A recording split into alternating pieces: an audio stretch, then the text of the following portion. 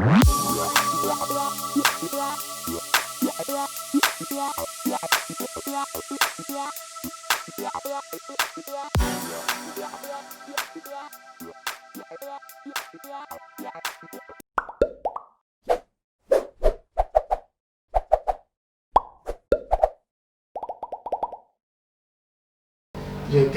voulais jouer au football, ça n'a pas marché. Après, je voulais chanter, ça n'a pas marché. Et puis, l'humour a pris mon corps, ça m'a envahi. Donc, c'est là-bas que ça a marché. Sinon, j'ai fait un BTS en gestion commerciale. Voilà. Et puis, voilà. Après, j'ai fait beaucoup de choses avant d'arriver à l'humour. Gardiennage, j'ai tué. Nous, on ne travaille pas à armes, mon gardiennage là. Nous, on désarme les volets à le riz. Quand il me voit, il sait que c'est le problème qui m'a envoyé dans le travail, ça là. Il dit rien, il voit mes narines. Lui-même, il s'en volé pour venir me donner mon frère. Tiens, on sait qu'il n'a pas fait exprès. Donc, c'est tout ça à mon parcours. D'accord. Magnifique. Oui. Donc, en fait, tu es rentré dans l'humour par circonstance ou bien Non, c'est idée. En fait, voilà. Ma grand-mère était une grande comédienne. Mon oncle était un grand comédien, chanteur au village. J'ai mon cousin aussi, Jos Kezo, qui fait la musique qui chante. Oui. On a beaucoup dans notre famille, il y a des footballeurs, en fait. Oui, d'artistes et tout. Moi, l'humour, je prends pour rigoler. Je suis quelqu'un qui aime taquiner, rigoler, m'amuser, tout. Mais je n'ai jamais pensé faire de ça un boulot, une profession. Ouais. Ce que je voulais faire dans ma vie, c'était le football et puis la musique. Bon, malheureusement, par la force des choses, au football, je me suis blessé. Oula. Sinon, j'ai joué quand même.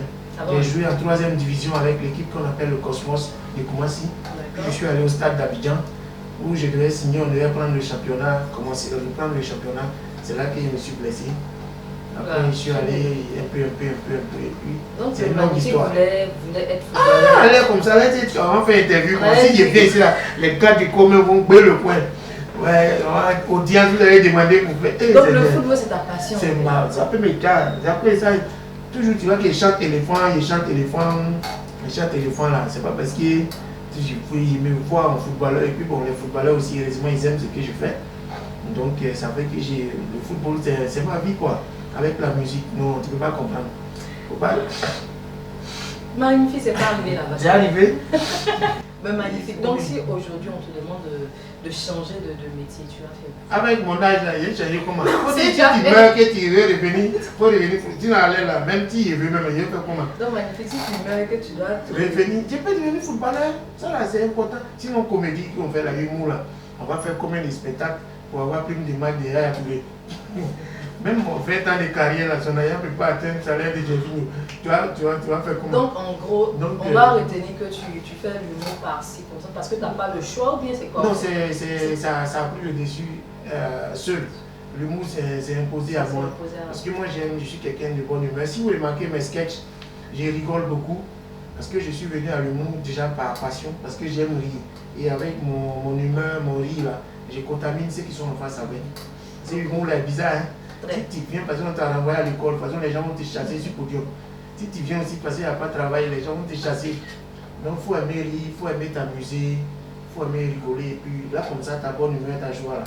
Voilà, ça transmet ça aux autres. D'accord. Pourquoi avoir choisi le nom magnifique? Voilà, parce qu'au début, il portait des noms mais ça ne prend pas. Comme quel nom comme ça? Les noms là, c'était bien. On a porté beaucoup de noms hein. En fait, parce que je voulais chanter là, j'étais mon jumeau, j'étais mon ami, donc je l'appelle mon jumeau quoi. Voilà, on s'appelait Mi-24. Quoi? Mi-24 Mi-24, mais ça signifie quoi? Ça signifie quoi? Hélicoptère, t'as là, on dit non, l'avion est dangereux, donc on dit non, on va avoir un nom pour être dangereux. On ne sait pas qu'on a très enterré. On chante, poteau va nous tuer. Quand on chante comme ça, les gens sont à la maison.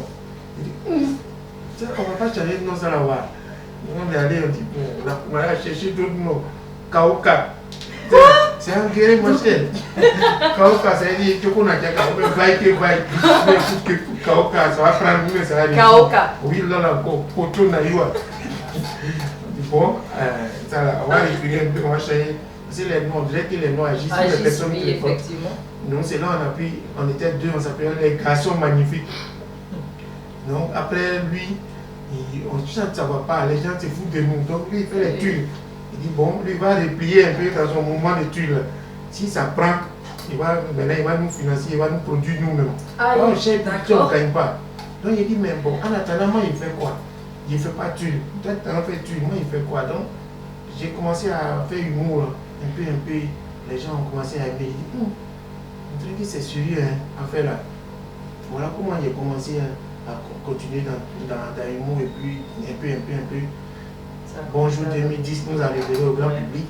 Mais déjà avant ça, là, depuis 2002, anniversaire, baptême, mariage, funérailles, même divorce, tout ça, nous on a animé, on anime ça. Oui, dans tous les espaces Zouglou. Tu vois, donc depuis 2002, on est dedans. On fait ça professionnel. Dans le métier, il faut rester toujours professionnel. Je te dis que la seule chose qui peut me faire que je peux ne pas prester, c'est si le matériel logistique est défaillant.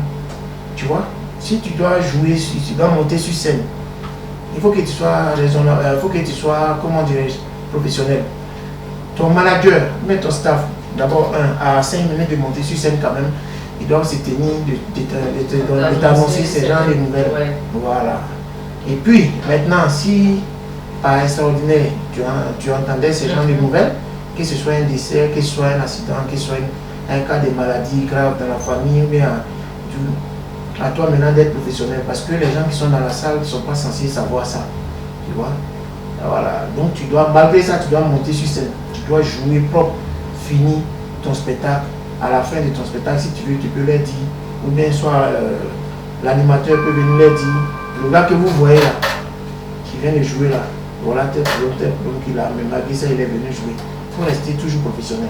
Lors de ta prestation dans l'émission de Bonjour 2020, les fans étaient vraiment remontés parce qu'ils ont pensé que Magnifique aurait quémandé de l'argent à footballeur Gerville.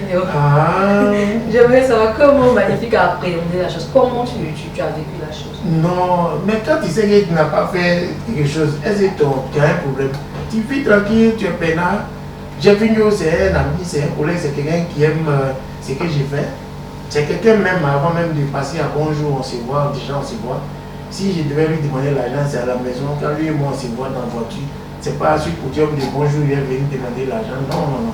Et je suis venu, je l'ai appelé sur scène parce qu'il y avait un fait majeur à l'époque où il était très en jambe en Italie. Et puis on a fait la sélection de l'équipe nationale et puis ils ne l'ont pas appelé.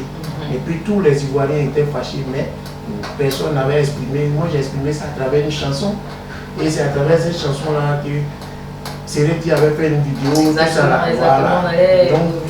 Voilà. Donc, imagine après tous ces aspects-là. Et puis j'ai vu un spectacle et puis j'ai vu Noël là. Quand même. Donc je l'appelle pour saluer, pour montrer aux Ivoiriens que voilà, j'ai vu voilà quelqu'un qui est très en jambe, qui joue bien et qu'on refuse de prendre à l'équipe nationale, je ne sais pas pour quelle cause. Donc c'était pour le présenter. Et puis lui, il a sorti de l'argent. Je n'ai pas demandé de l'argent, il a donné. Magnifique. D'accord, par rapport au clash avec Sereti, dans cette période-là. Non, mais moi, il faut changer des mots, clash. Moi, non, je ne fais pas de clash. C'était une rumeur. Sereti n'a pas dit mon nom d'abord même. De toutes les façons, il me connaît. Il a fait sa vidéo, il n'a pas dit mon nom. Sinon, il me connaît bien, il sait qui je suis, il a dit mon nom. Donc les gens ont voulu me rapprocher la vidéo. Mais, et même si ça verrait que c'était de moi, il parlait. Moi, je sais que je suis en conscience, en toute conscience à un moment. Je travaille bien, grâce à Dieu, je me suffis un peu, j'ai moins un peu.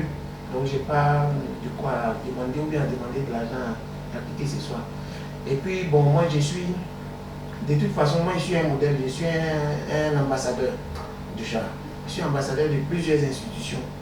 Voilà, comme le ICR, je suis un ambassadeur du ICR, je suis ambassadeur de la ville historique de Grand Bassam, patrimoine de l'UNESCO.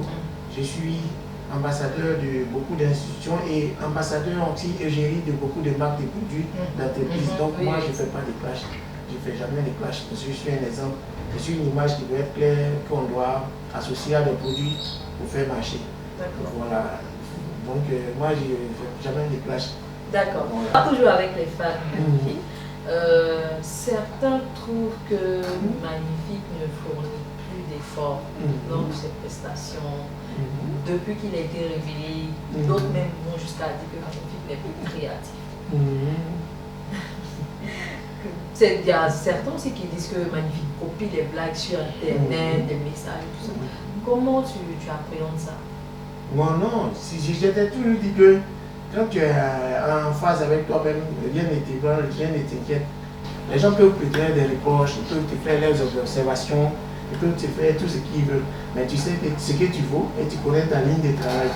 Donc à toi de prouver le contraire par le travail, pas par des réponses, bien par des affirmations. Comment tu vis souvent les critiques négatives? Non. Les gens confondent un peu tout. Il y a des critiques, il y a des injures, oui. Et puis il y a des suggestions, il y a tout ça. Voilà. Mais moi personnellement, ça ne me dit absolument rien. Moi ça ne me dit absolument rien. Ce qui m'intéresse, c'est d'améliorer mon travail à chacune de mes sorties, à chacune de mes prestations, mais à chacun de mes spectacles. Pour ceux qui viennent, ils voient et ils en parlent. Et ceux qui n'ont pas pu venir, ils voient ça sur les réseaux pour en parler. Donc c'est la meilleure manière de répondre aux gens, c'est par le travail et non par des affirmations sur les plateaux ou bien des assertions. Non. D'accord. Donc on est toujours au travail.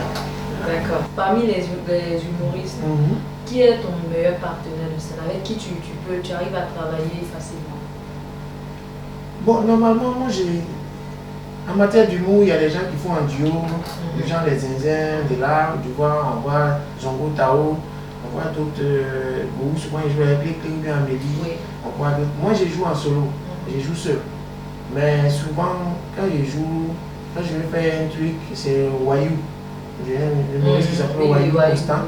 C'est lui que je prends pour faire souvent certaines scènes où j'ai besoin d'interview, où j'ai besoin de, je sais pas, quelqu'un pour par rapport à un rôle bien précis.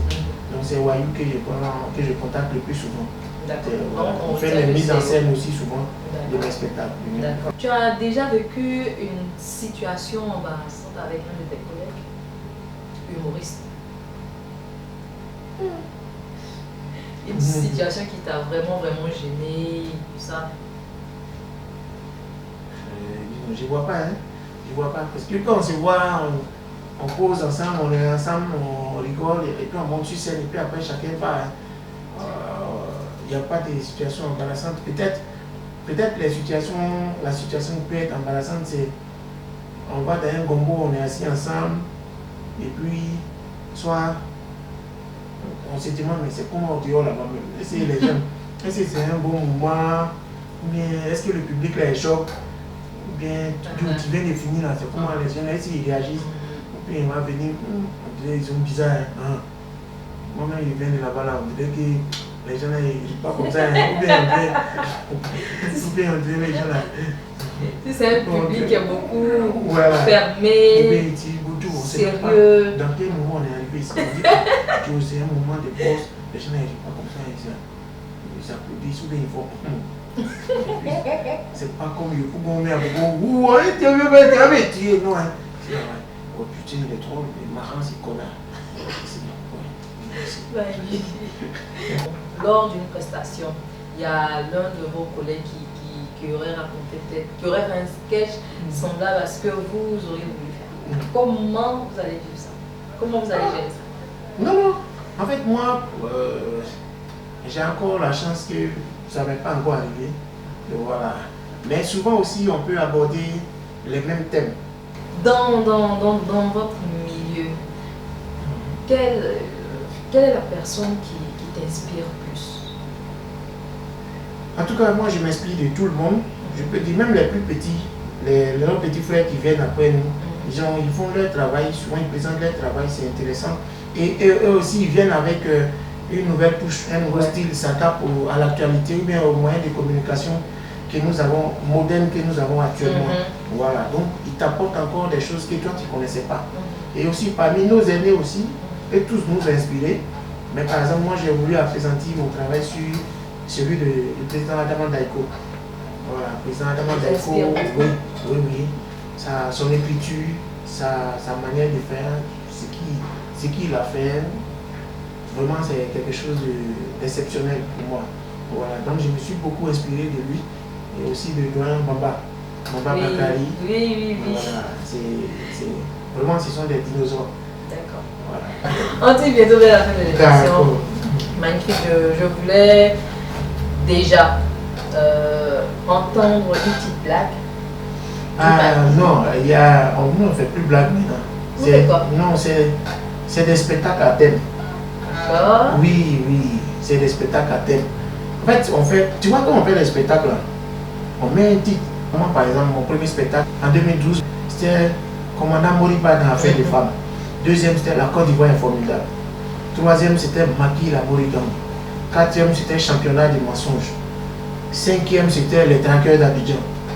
Mon sixième, c'était Amour risqué. Mon septième, c'était Au cabinet du docteur Moriba. Mon huitième, c'était Je suis candidat. Et là, je devais fêter mes 10 ans de carrière. Voilà. C'est vrai que j'ai commencé en 2002, on est en 2020, normalement ça doit faire 18 ans de carrière. Mais comme ici en Côte d'Ivoire, on dit qu'il a été révélé à Bonjour 2010, donc les gens disent on compte à partir de 2010 jusqu'en 2020, ça fait 10 ans. Non, depuis 2002, je vis de l'humour, de l'art, à 100%. Normalement ça fait 18 ans. Donc, au fur et à mesure, au début, peut-être on racontait des blagues, tout et tout.